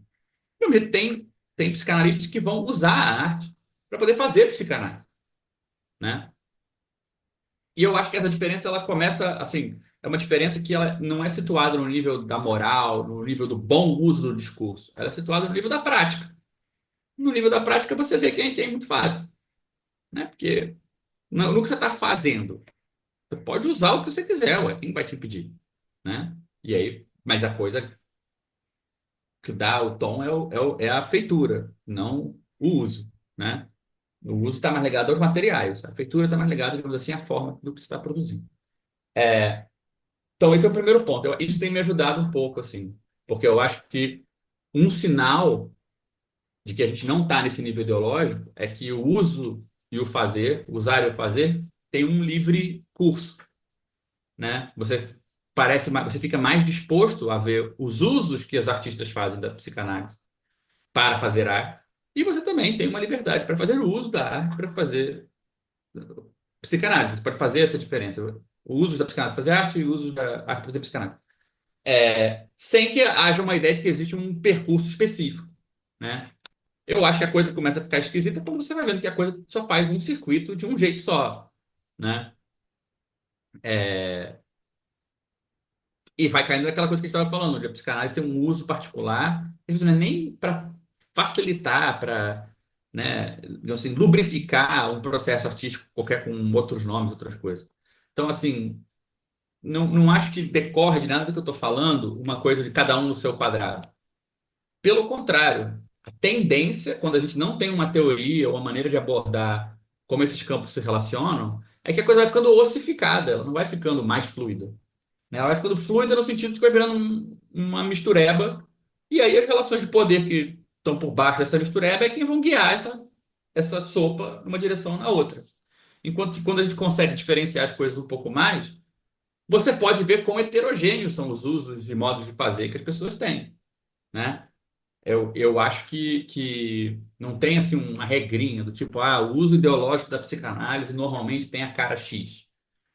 Porém, uma coisa que eu acho que, por exemplo, no caso da política, é bem visível, né? Se você vai num congresso de psicanálise que comenta a época política, você vê que o pessoal usa a política para não ir para lugar nenhum politicamente, né? A ideia é, olha só o que está acontecendo, é mais um caso da formação de massas, por isso nós temos que continuar fazendo o que nós já estamos fazendo, né? Talvez esse seja assim o parâmetro, né? Quando você usa de um outro campo para poder continuar fazendo o que você já está fazendo, é um uso meio ideológico, porque, no certo sentido, é como se você vai pegar algo que é novo e transformar numa justificativa para o velho, né? Nesse sentido, acho que talvez desse para ter uma espécie de pequeno esquema do que é um uso ideológico de um campo, né? Por exemplo, tem gente que fala isso muito em ciência, do tipo, muita teoria científica é feia, né, cara? Muita teoria científica é esquisita pra caralho. E aí o cara fala, mas ela não é bonita, ela não deve ser verdadeira. Teorias científicas são bonitas, são elegantes, são corretas. É um uso de pegar um certo critério estético, que pode ter surgido numa época, formas simples, não sei o quê, era novo naquele momento da arte, e você joga na ciência para poder justificar o velho. Eu uso a arte para poder continuar fazendo o que eu já estava fazendo. Essa coisa nova não pode ser tão nova assim, não pode estar correta, né? Então, assim, digamos, é o pior dos casos. É quando você vai fazer um aporte de outro campo, vai produzir uma parceria com outro campo, não para potencializar o que cada campo tem de novo, né? Porque os novos termos, novas palavras, novas formas que aparecem na arte podem ser mais combustível para a psicanálise fazer coisas novas. O pior dos casos é quando a novidade de um campo serve para envelhecer o outro, né? Uhum. Acho assim, o aspecto mais reacionário da arte na União Soviética tinha uma coisa muito parecida, né, de pegar a novidade política para reforçar, continue fazendo pintura figurativa realista de um certo tipo. Parece um processo parecido, né? Me lembrou a afirmação de que a psicanálise já é política, né? Que, que me parece, enfim, bastante problemática, É, né? não, acho que tem tudo a Eu. ver. Uhum, uhum. E. Bom, já indo para o último tema aqui, daqui a pouco o nosso tempo já encerra, temos mais uns 20 minutos de programa, mais ou menos. Eu queria introduzir um tema e talvez eu faça um enunciado excessivamente longo, aproveitando que isso não é uma entrevista, é um podcast, né? Eu posso falar o quanto que eu quiser, se eu quiser falar mais que o entrevistado, não tem problema. Só o único problema é que eu vou falar merda, o entrevistado que está falando coisas interessantes, mas o nosso ouvinte já está acostumado. É, Quero falar de juntar dois assuntos aqui. Bom, eu sou artista, né? Enfim, pinto, faço música, tenho uma carreira no teatro e tal. E eu sou um cara negro que nasceu e foi criado na periferia de Guarulhos, assim, e num contexto pobre, né? E que dei sorte e conduzi um pouco minha vida de um modo que acabei conseguindo, no meu trabalho com tecnologia, entrar num mercado que quando eu comecei ainda estava aberto para qualquer um, né? Você não tinha faculdade, não tinha não tinha sido apropriado pela elite, né? Então era uma janela de oportunidade. Qualquer um que entrasse ali na internet, aprendesse a fazer, conseguia um emprego e tal. Então dei um pouquinho de sorte e consegui ter uma vidinha de classe média hoje. É, e com isso eu tenho pude ter o privilégio de ter tempo livre para aprender, sabe, fazer uma graduação em História da Arte. Quem que faz graduação? Por que alguém faria graduação em História da Arte, sabe? Um cara da periferia. Eu tinha amigos, assim, da periferia e tal, que não tinha dinheiro e tal. Eu olhava assim e falava, cara, por que você está estudando história da arte, amigo?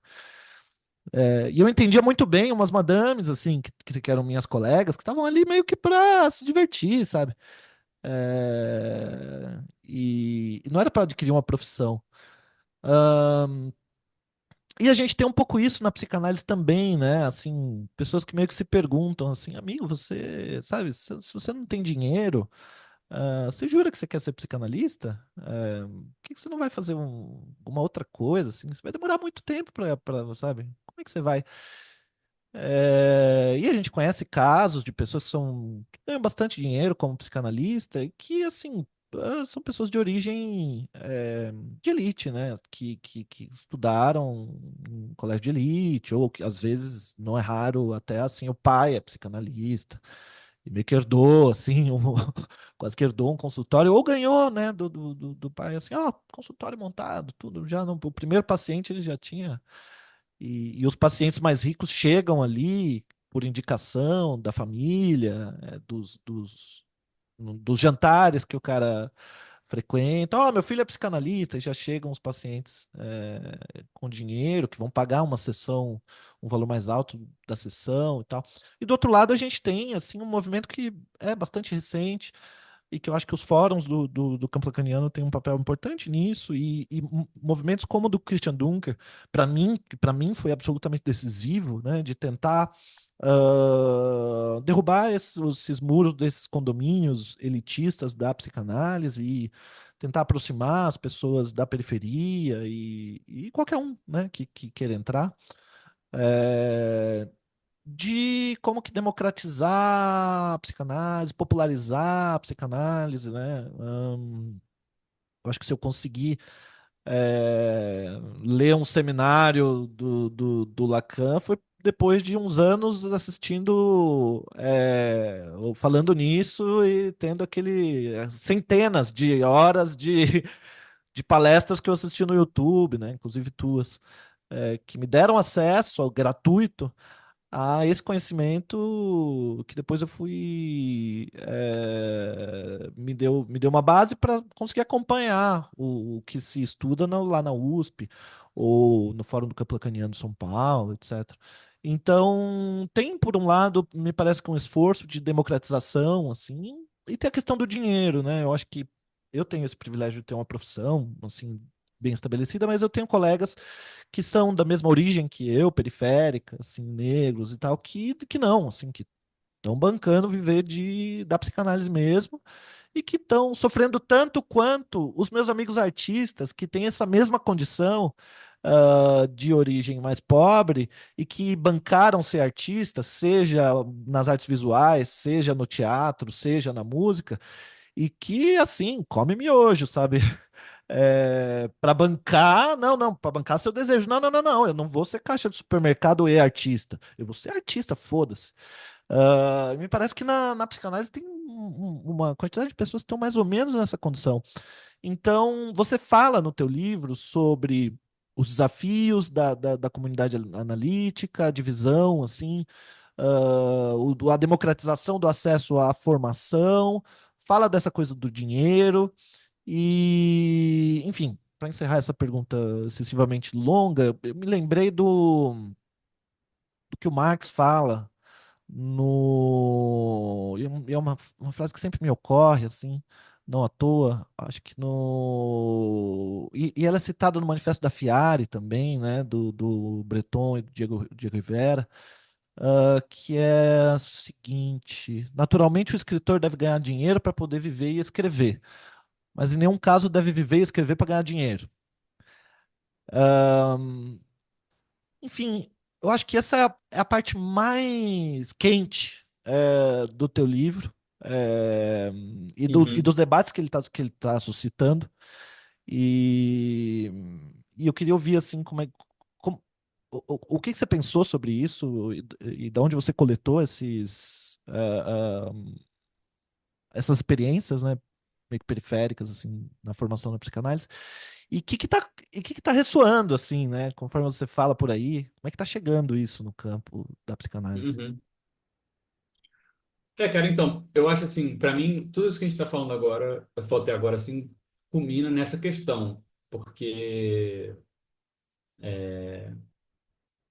e que de fato eu vejo uma analogia muito forte. Eu me lembro, é, deve ter uns 3 anos, talvez 2, 3 anos, foi no começo da pandemia, que,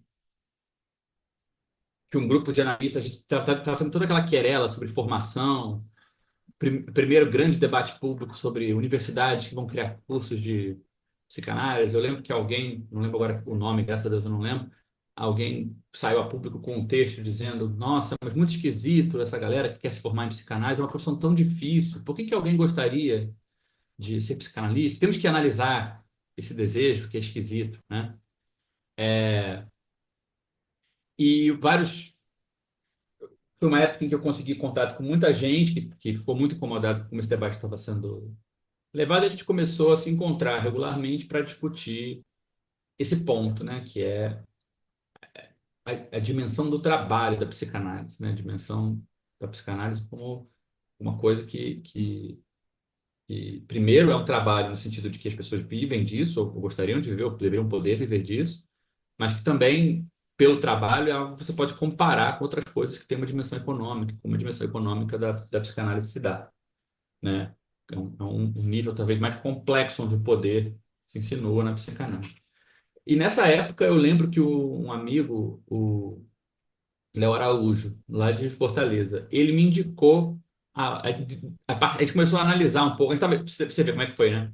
A gente começou a discutir, poxa, a psicanálise hoje ela está nesse lugar meio cruzado, uma composição social onde tem um pessoal de uma classe média alta descendente, que, por exemplo, a pessoa ou bem já queria ser psicanalista, como você falou, o pai, a mãe era psicanalista, não sei o quê, ou bem queria ser uma outra coisa, mas a psicanálise é uma profissão que ainda preserva algo das distinções sociais daquela outra coisa. Eu queria ser professor de literatura, não tem mais concurso, vou ser psicanalista, né?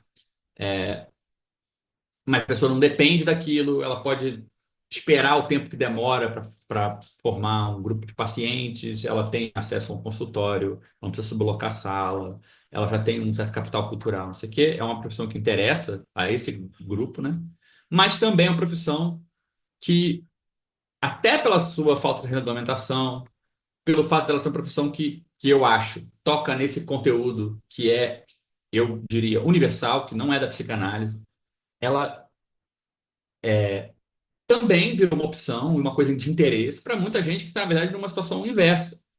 Está vindo em uma situação de classe trabalhadora, às vezes tem algum ganho, seja de abrir uma oportunidade, seja de poder ir para a universidade, fazer um curso de psicologia e falar, opa, o que é isso aí da psicanálise? Né? Enfim, caminhos diversos, mas a psicanálise acaba ficando nessa meiuca, onde se você só tira uma foto, né, você não vê um movimento social, só tirar foto, você vai perder essa distinção. Tem um grupo decadente e um grupo, digamos assim, com uma ascensão truncada, que se encontram dentro desse ambiente. Então, numa escola de psicanálise, vai ter uma galera em silêncio falando o que porra está acontecendo nesse ambiente, e uma galera que vai usar a escola de psicanálise como o último ambiente aristocrático ao qual eles têm acesso. Então, é ali que eles vão falar francês, é ali que eles vão citar autores europeus e ficar com uma taça de vinho. E é o mesmo espaço. Né? Então, é um cruzamento muito particular. E a coisa que interromperia essa pseudo-harmonia, né? Que é os custos de quem paga para deixar esse espaço uma coisa minimamente um ar minimamente respirável. Quem paga é quem está em silêncio, deixando a coisa acontecer, porque sabe que se abrir a boca vai ser visto como alguém que não pertence ali. Já tem que absorver uma série de. Tem que baixar a cabeça com uma série de estereótipos que a própria maneira como as escolas se organizam já são feitas para localizar a pessoa num lugar ou no outro, né? A coisa que talvez seja o ponto que dissolveria essa falsa unidade, essa falsa homogeneidade, é a questão do trabalho. Porque como essa composição social ela é do mundo do trabalho, ela é um problema econômico, é o problema econômico da psicanálise que vai também abrir essa caixa preta, não tem como ser outra coisa. E quando a gente estava discutindo isso, falando dessa composição social, o Léo falou, cara, acabei de ler um livro de um artista e pesquisador chama Guilherme Marcondes, que chama Procura-se Jovens Artistas, Procuram-se Artistas, Aspectos da Legitimação de Jovens Artistas na Arte Contemporânea. Tá para vendo o livro, é de 2021. Tá acabado de sair, basicamente. Ou na época era uma tese ainda, não sei. E, e o Guilherme ele faz um levantamento, ele faz várias entrevistas para entender exatamente o que é a vida do jovem artista periférico que está entrando nesse lugar, que é constituído por uma classe média alta decadente, e que ele tem que jogar um código ao qual ele não pertence. Ele sabe que aquelas pessoas também já não pertencem mais àquele código, na verdade, né? Mas onde toda a economia de encaminhamentos, de contatos, né, é tão pessoalizada, é tão dependente de quem conhece quem, né? E os juízos sobre valor são tão pessoalizados também. Então, tipo, se forma uma patota que acha que você não está pronto, ou que você não é tão bom, isso vai influir no seu destino financeiro imediatamente, né? Então, a gente começou a estudar as similaridades entre o lugar do artista periférico na arte contemporânea e o lugar do analista periférico na psicanálise. E tem muitas similaridades de fato, assim, né? Tem uma diferença fundamental que eu acho que trava, talvez. Assim, acho que as similaridades vão bem longe, né? E outras profissões poderiam entrar aí também, outros campos de trabalho poderiam entrar. Eu acho que o jornalismo tem um traço parecido também, de ser uma área que junta, né, onde a precarização da profissão, na verdade, foi uma porta de entrada para muita gente descobrir que consegue uma plataforma para participar da profissão de jornalismo, pode viver disso de alguma maneira muito precarizada, e uma galera que ainda vê o jornalismo como uma coisa que foi, ou poderia ter sido. Essa galera está misturada, tem uma tensão de fundo que não é bem descrita. Então, tem outras profissões que têm esses traços também. Mas o que separa a arte, talvez, da psicanálise é que eu acho que a forma de remuneração da arte e a relação da arte com o Estado são coisas um pouco diferentes. O edital não é uma figura tão crucial na psicanálise, por mais que a universidade seja tão crucial para a psicanálise quanto para os artistas, como forma de remuneração alternativa e paralela, né, ao trabalho.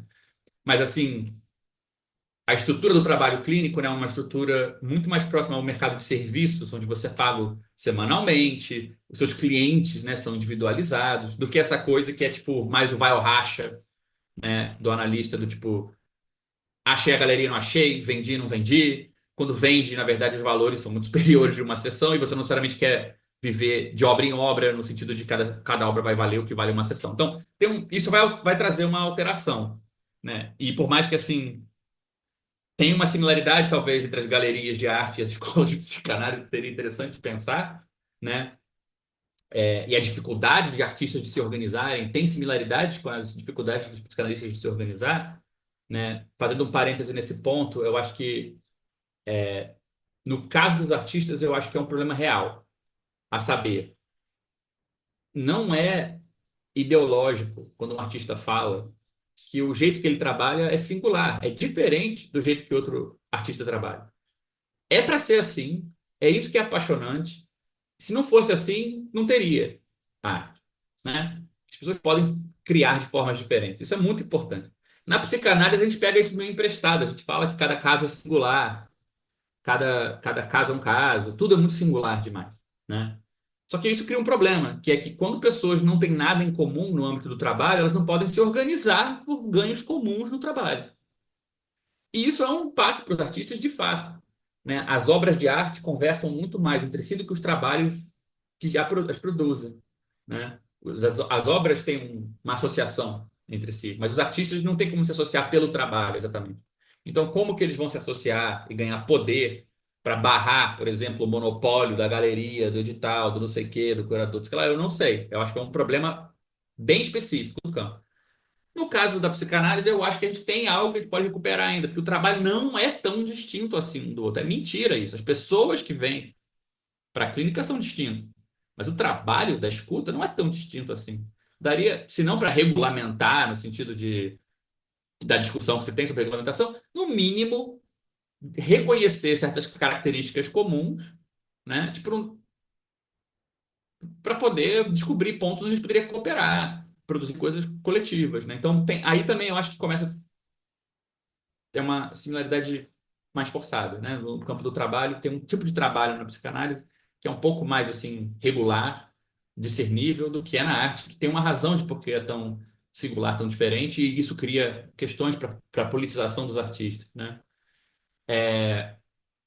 Mas isso tem sido assim, assim, essa foi a primeira analogia, o primeiro ponto assim que fez a gente falar, ok, tem alguma coisa aí que a gente pode perseguir mais fundo, porque quando você consegue comparar um pouco o que acontece num campo, o que acontece no outro, em termos de problemas políticos, problemas econômicos, está começando a fazer política. Porque em política não existe nada que não tenha nada a ver com nada, que seja puramente si e nada é parecido. Porque a política radical, a política de esquerda, num sentido mais estrito, ela tem a ver com o comum, né? Então, se você não tem nada em comum, boa sorte, né? Tipo, vai ser por aí que a gente vai ir.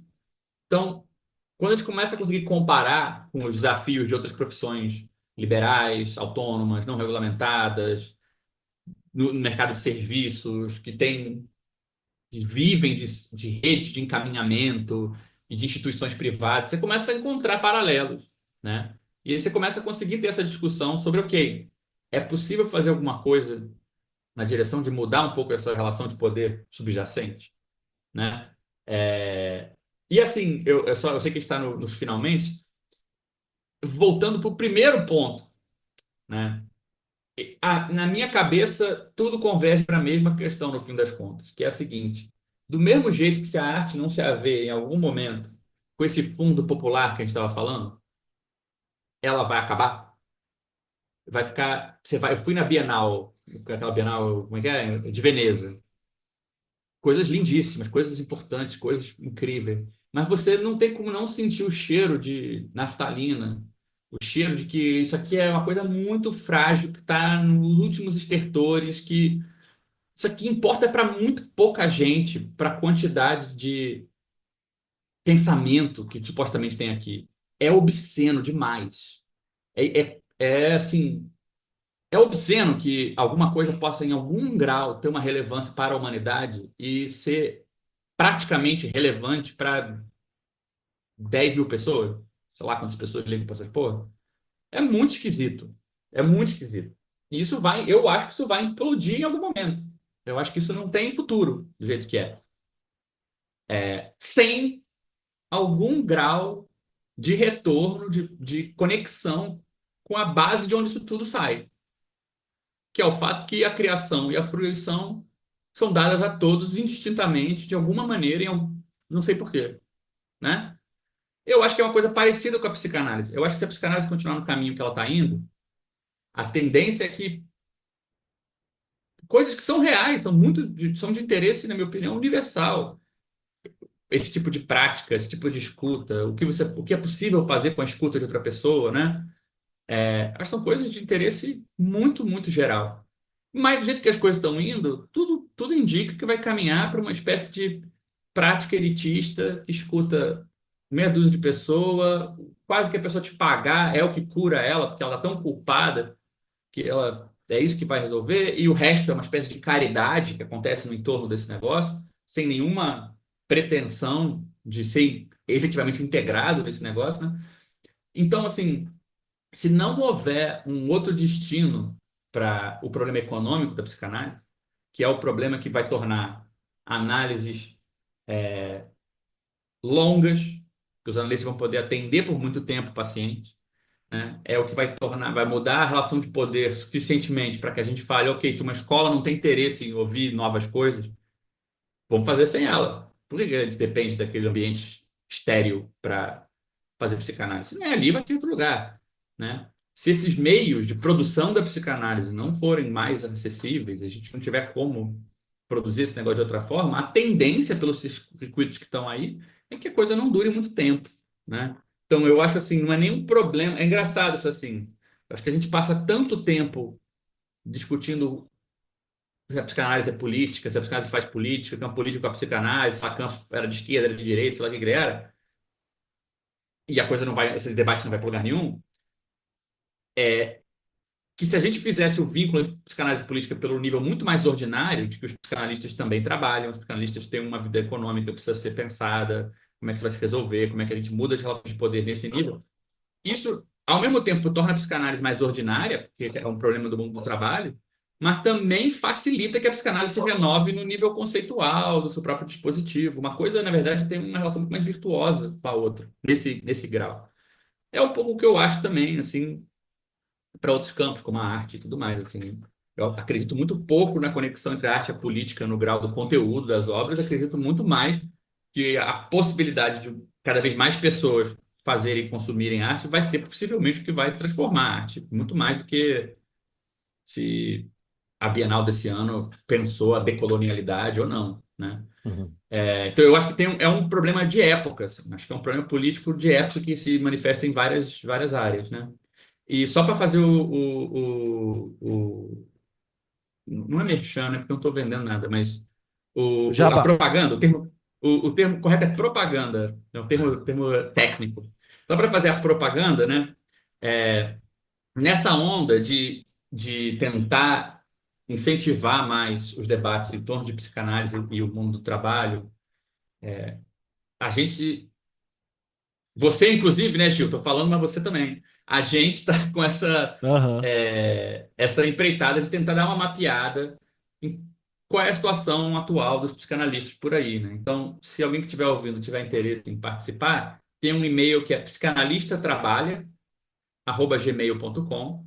Se você mandar um e-mail lá, a gente está juntando agora os e-mails de várias pessoas e mais para frente a gente vai mandar para todo mundo um formulário anônimo com perguntas sobre qual é a sua situação, como você chegou na psicanálise, quantos pacientes você tem, quanto você está recebendo, se você divide consultório, não divide consultório, se você está em alguma escola, para a gente começar a entender o terreno real em que as pessoas estão, né? A ideia não é fazer um grande estudo sociológico em cima disso, mas a ideia é falar, bem, na hora que a gente tiver um mapa um pouco melhor, a gente pode chamar todo mundo que participou desse formulário, devolver as informações de maneiras mais sintéticas, e a gente pode começar a entender o que tipo de organização, que tipo de processo coletivo a gente podia ter, que faria alguma diferença para essa situação concreta, né?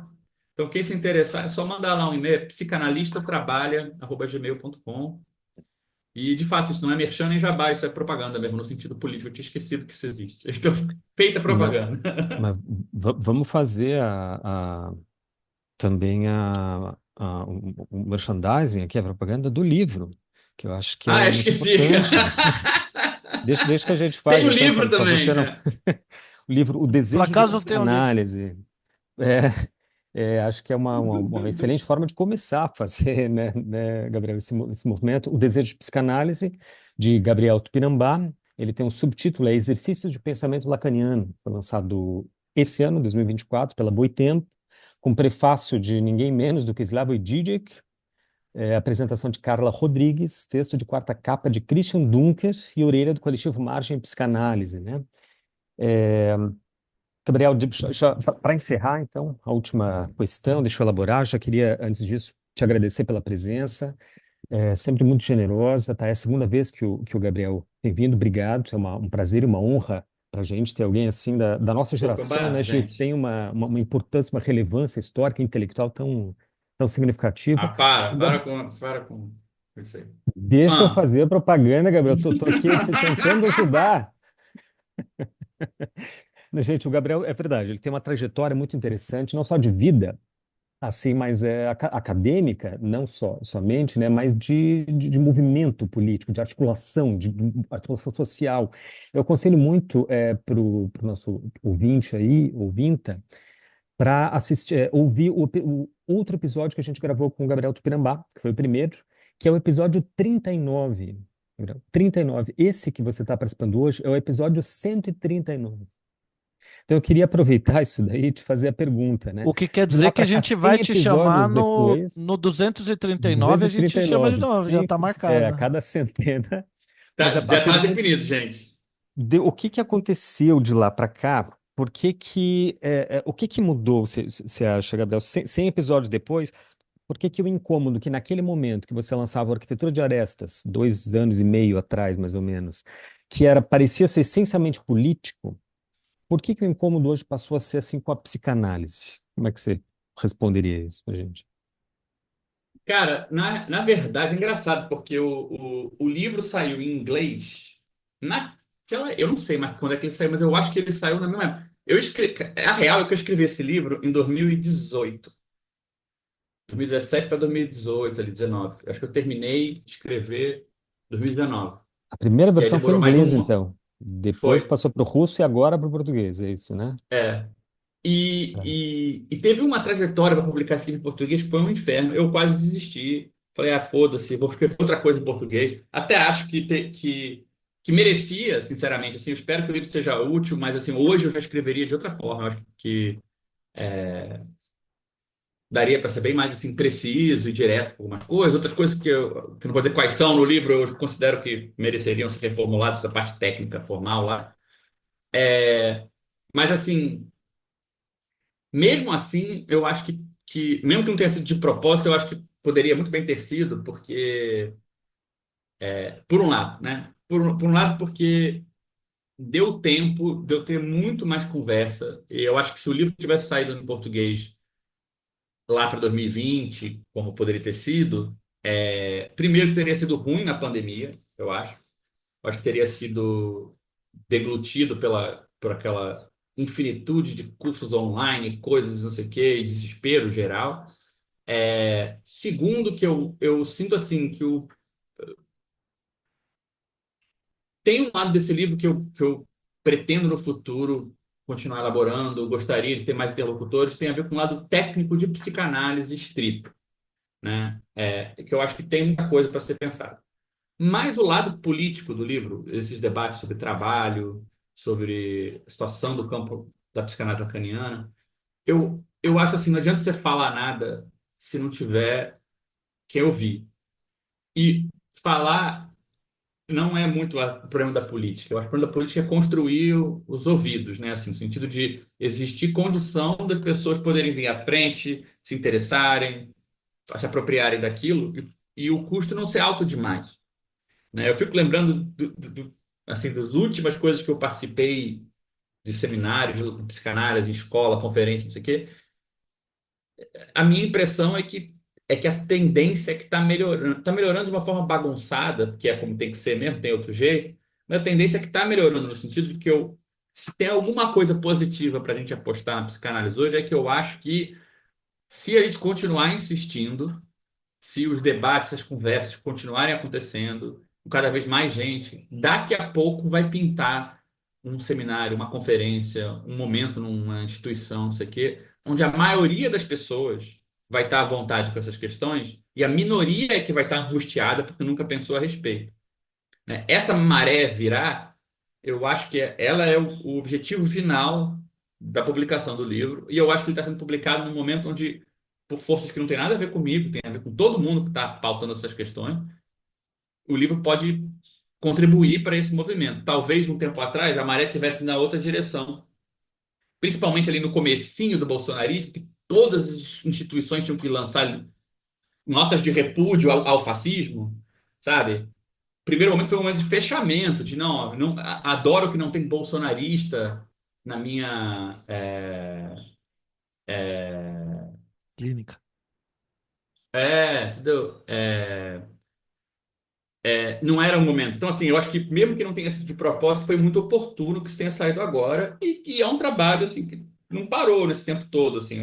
Só que tem sido muito de formiguinha, de conversa, de formar pequenos grupos e tal. E eu acho que pode ser que em algum momento aí tenha uma passagem de pequenos grupos para coisas um pouco mais substanciais. Eu acho que até já tem coisas nessa direção. Mas, assim, curiosamente, a minha preocupação desde a escrita desse livro para agora, e a escrita do livro foi antes da arquitetura, né? Desde aquela época para agora, tem ficado muito mais ligada à política e muito menos ligada à psicanálise. Eu não sei quando, no futuro próximo ou no futuro distante, eu vou ter interesse em pesquisar com tanto afinco coisas específicas de psicanálise, e não sei o quê. Por enquanto, não está no meu horizonte. São as coisas ligadas à política, à organização, os coletivos que eu faço parte, que têm me deixado mais, assim, animado. E a psicanálise me animou de novo mais por esse lado, assim, mais por ver a politização de muita gente interessada em pensar essas questões, organização, coletivização e tal. O conteúdo mesmo, tipo, o conceito de transferência, relação entre as formas da eu acho que deve ter uns 3, 4 anos que eu não abro um seminário do Lacan, sabe? Tô de boa. Então, é engraçado, assim, é um livro que veio meio na contramão, talvez, do movimento pessoal meu, assim, Uhum. mas, graças a Deus, acho que está vindo no momento que está com a corrente de uma contracorrente, sabe? Isso é positivo. Pode crer. Quem sabe onde vamos estar no nosso próximo encontro? Aham. Lançando qual livro? De preferência no bar, Gabriel. Então, vamos. Ó, finalzinho de novembro eu estou em São Paulo. Vai ter o lançamento do livro dia 29 em São Paulo. Ah, vamos marcar esse boteco aí. Vamos, já, Porque já no vai pensando boteco isso aí. eu aprendo realmente filosofia, psicanálise, eu aprendo realmente no boteco, viu, Gabriel? É a instituição mais democrática do país, né? Nesse boteco eu quero estar. Se Deus quiser, já estarei em São Então, Paulo perfeito. também. Professor bêbado, Ah, ele ensina maravilha, bem pô. melhor. Com certeza. Muito bom. Bom, muito obrigado, Gabriel. Sempre um prazer. Baita episódio esse. E é isso aí. A gente te chama no próximo livro. Vamos que vamos, gente. Um abração, viu? Obrigadão. Obrigadão. Abraço, Gabriel. Tudo bom. Valeu, Obrigado. abraço. Tchau, tchau.